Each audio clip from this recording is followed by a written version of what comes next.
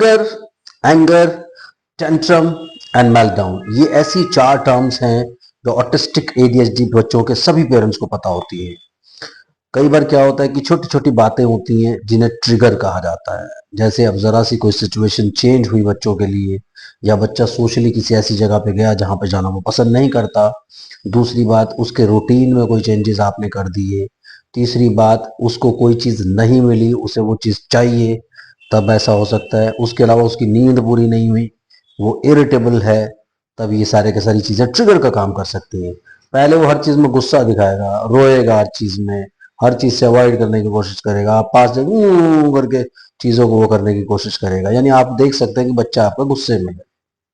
कई बार क्या होता है कि ये एंगर वो टेंट्रम में कन्वर्ट हो जाता है। जैसे बच्चे को आप सही ढंग से नहीं हैंडल कर पाए, उसकी नीड्स, वांट्स और डिजायर्स ऐसी हैं कि आपको लगता है कि नहीं यार ये नहीं देना। फॉर एग्जाम्पल, आपने टीवी या मोबाइल फोन के ऊपर बैन लगा रखा है, उसे मोबाइल फोन चाहिए, किसी का मोबाइल देख लिया, कुछ हुआ है तो फर्श पे लेट जाएगा, सर पटकना शुरू कर देगा, आपको नोचना काटना शुरू कर देगा, जोर जोर से चीखेगा, चिल्लाएगा।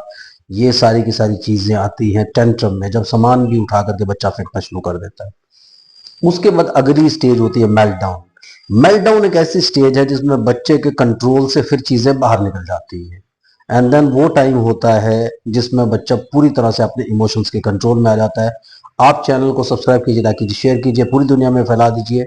मुझसे कंसल्ट करने के लिए 8168790299 डायल कर सकते हैं, +91 लगा लें अगर आप इंडिया के बाहर से कॉल कर रहे हैं।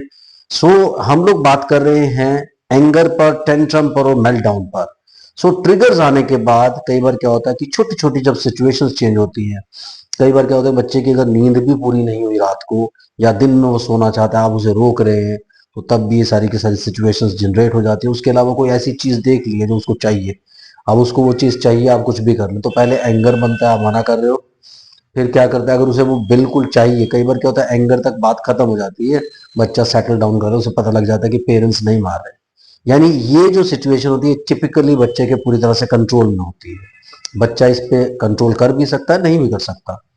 टेंट्रम, टेंट्रम एक ऐसी सिचुएशन होती है जहां काफी सीवियर रिएक्शन आता है।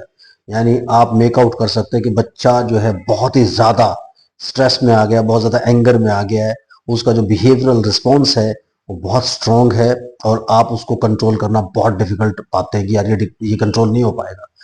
ऐसी सिचुएशन आ जाती है जिसमें वो सर पटक रहा है, सामान को उठाकर फेंक रहा है, आपके बाल खींच रहा है, आपको नोचने काटने की कोशिश कर रहा है। तो ये सारी की सारी सिचुएशंस होती हैं टेंट्रम, जिसमें उसकी कोई अनफुलफिल्ड डिजायर हो गई, जैसे उसको कोई चीज चाहिए थी और आपने उसको नहीं दी, तो वो बहुत ही ज्यादा कई बार क्या होता है वायलेंट हो जाता है उस चीज को लेकर के। तो ये टेंट्रम वाली सिचुएशंस होती है। ये भी हैंडलेबल होती है कहीं ना कहीं, जब आप बच्चे को एड्रेस करने की कोशिश करते हो, उसे समझाने की कोशिश करते हो, उसके एनवायरनमेंट को चेंज करने की कोशिश करते हो, उसको सेटल डाउन करने की कोशिश करते हो। जब ये सारी की सारी चीजें आप करते हो तो ये सिचुएशन भी काफी हद तक आप कंट्रोल कर सकते हो। लेकिन एक सिचुएशन होती है मेल्टडाउन। मेल्टडाउन में क्या होता है, बच्चा पूरी तरह रो रहा है, चीख रहा है, चिल्ला रहा है, समटाइम्स वो सांस ही रख लेता है, ऐसा लगता है कि उसका सांस भी चलना बंद हो गया है। ऐसी सिचुएशन आती है और वो पूरी तरह से बिल्कुल बेकाबू हो जाता है। आप देख सकते हैं कि आप इस सिचुएशन में ना उसे एड्रेस कर सकते हैं, यानी ना उससे बात कर सकते हैं, ना उसे समझा सकते हैं, ना उसे कंट्रोल कर सकते हैं। तो ऐसी सिचुएशन में क्या होता है कि सबसे पहले उसे कंट्रोल करने के बजाय आपको अपने आप को कंट्रोल करना है। यानी इस सिचुएशन में, जैसे आपने कई घर में देखा होगा कि आपके अपने घरों में जब झगड़ा होता है, लड़ाई होती छोटी मोटी, तो छोटा मोटा गुस्सा, छेड़खानी, लड़ाई झगड़ा हो गया, उसके बाद सामान उठाना, तोड़ना, सब कुछ चीजें बेकाबू हो जाती है। फिर आप देखते हैं आप में से कोई एक पार्टनर या घर के अंदर कोई ऐसा मेंबर वो ऐसी हालत में पहुंच जाता है, उसकी इमोशनल स्टेट ऐसी हो जाती है कि आपको लगता है कि यार इससे कुछ कहने का कोई फायदा नहीं होगा। वो रोता है, चीखता है, चिल्लाता है, उसके साथ साथ क्या करता है, वो टोटली ऐसा नजर आता है कि ही और she is out of control. यानी इस वक्त इसे समझाने का, कहने का कोई फायदा नहीं, वो अंदर तक टूट जाता है। तो ये जो सिचुएशन आती है, उसमें उस इंसान को गुस्से की जरूरत नहीं है, उस इंसान को समझाने की जरूरत नहीं, उस इंसान को उस वक्त सपोर्ट की जरूरत होती है। तो ऐसे टाइम पे आपको अपने बच्चे को सपोर्ट करने की जरूरत पड़ती है, क्योंकि मेल्टडाउन ऐसी स्टेट है जिसमें आप ये समझ के चलो कि अगर आपने सपोर्ट किया भी है तो आपका बच्चा बिगड़ने वाला नहीं है, क्योंकि उस वक्त वो कॉन्शियस स्टेट में ही नहीं है, और वो ये सारी की सारी जो एक्टिविटीज है वो वो सबकॉन्शियस लेवल पे कर रहा है या अनकॉन्शियस लेवल पे कर रहा है, यानी ही इज नॉट कॉन्शियस, उसको नहीं पता कि वो क्या कर रहा है। तो ऐसे वक्त में आपको उसको सपोर्ट करना पड़ेगा। फॉर एग्जाम्पल आप बाहर ले गए, अगर घर पे ये सब कुछ होता है तो आप बच्चे को थोड़ी देर के लिए छोड़ सकते हैं, कुछ कामिंग म्यूजिक चला दीजिए, वीडियो नहीं, कोई कामिंग म्यूजिक चला दीजिए, कोई मंत्र चला दीजिए, कोई कुरान की आयत चला दीजिए, कोई शब्द चला दीजिए, कुछ भी चला दीजिए, ऐसा चला करके सॉफ्टली छोड़ दीजिए, उस एनवायरनमेंट से जल्दी बाहर निकलने की कोशिश कीजिए। दूसरी बात, उस वक्त समझना और समझाना बंद करो, कुछ नहीं करना, बस चुपचाप वहां से निकल जाइए और उस सिचुएशन को ऑटोमेटिकली सेटल होने दीजिए। कुछ टाइम के बाद बच्चा आपके पास खुद चल के आएगा और सेटल करने की कोशिश करेगा। अगर यही एग्रेवेटेड सिचुएशन घर के बाहर होती है तो आप ऐसे में क्या कर सकते हैं, सबसे पहले तो उस सिचुएशन से बच्चे को निकालने की कोशिश करें। अगर वो किसी मॉल में है, किसी मंदिर में है, उसे गोदी में उठाइए, गोदी में उठा करके सीधा अपनी कार में लेकर के आ जाइए या उस पर्टिकुलर एनवायरनमेंट से बाहर निकालिए। उसे उसकी कोई फेवरेट चीज लेकर के दीजिए, या आपके हाथ में कोई उसका पुराना टॉय है जिसे आप घर से लेकर के आए थे, वो देने की कोशिश कीजिए, यानी उसको सपोर्ट करना है।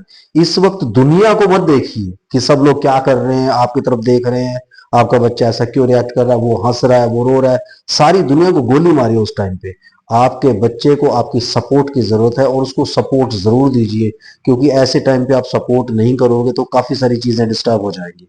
तो वहां पे उसको सपोर्ट कीजिए, थोड़ा पानी डालने की कोशिश कीजिए, एक छींटा पानी का उसके मुंह पर डाल दीजिए, थोड़ा मुंह में उसके कुछ डालने की कोशिश कीजिए, उसकी फेवरेट चीज, हल्की सी कोल्ड ड्रिंक, हल्की सी वाटर या कुछ भी ऐसा करके, ताकि वो काम डाउन हो जाए। किसी तरीके से आपको उस सिचुएशन से बाहर निकलना पड़ेगा। सो वहां पर सबसे बड़ी बात क्या होती है, उसके कंट्रोल की नहीं, आपके कंट्रोल की जरूरत है। आप उसको जोर से डांटिए मत, चिल्लाइए मत, थप्पड़ मारने की कोशिश मत कीजिए। ये सारी की सारी सिचुएशंस आपको देखनी पड़ेंगी। और सबसे बड़ी बात है, मेल्ट डाउन अगर आप घर पे, टेंट्रम आप घर पे ही मैनेज करना सीख जाएंगे तो आपको बाहर जाकर के ये सब चीजें मैनेज करने की जरूरत नहीं पड़ेगी। तो आप घर पे जब इस तरह की सिचुएशंस अराइज होती हैं, उनको इसी तरीके से जैसे मैंने बताया मैनेज करने की कोशिश करें, ताकि आपके बच्चे को उस मैनेजमेंट की हैबिट हो जाए।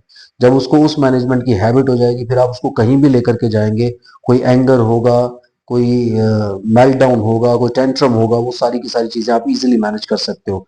क्योंकि ये इतनी डिफिकल्ट सिचुएशन होती है कि पेरेंट्स जब इस सिचुएशन में फंसते हैं तो बहुत ज्यादा डिप्रेस हो जाते हैं। इसलिए आपको डिप्रेस नहीं होना, आपको स्ट्रेस में नहीं आना, बट ये याद रखना है कि इन सिचुएशंस को मैनेज करना वो आपका स्किल है। तो आपको मैनेज करना पड़ेगा, क्योंकि वहां पर आप ना तो कुछ समझा सकते हैं, ना बोल सकते हैं, ना डांट सकते, कुछ नहीं कर सकते। सिर्फ बच्चे को कंट्रोल करने की कोशिश कीजिए। और कंट्रोल करने का मतलब ये नहीं है कि आप उसको फोर्सफुली कंट्रोल कर रहे हैं, वहां पर तो सिर्फ आपको कूल डाउन होकर के उसको मैनेज करना पड़ेगा। जब इस तरीके से आप चीजों को मैनेज करना शुरू करेंगे तो विश्वास रखिए कि आप मेल्ट डाउन और टेंट्रम्स को इजीली मैनेज करना सीख जाएंगे। Thank you very much, bye bye.